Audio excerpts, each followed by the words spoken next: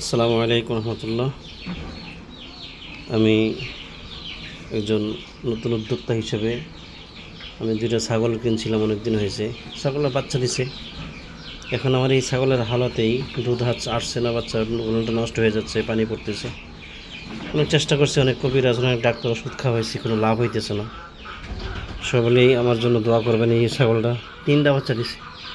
বাচ্চাগুলো অনেক সুন্দর, অনেক সুন্দর বাচ্চাগুলো। কিন্তু আমি এই ছাগলটারে জানি না এই ঠিক করতে পারি কি না। সবাই যারা যারা আমার ভিডিওটা দেখবেন, সবার কাছে আমার দোয়া, সবাই দোয়া করবেন। আল্লাহ যেন আমার এই ছাগলটাকে সুস্থ করে দেন। আল্লাহ যেন ছাগলটার উপর রহমত নাজিল করেন। আল্লাহ যেন ওকে হেফাজত করেন।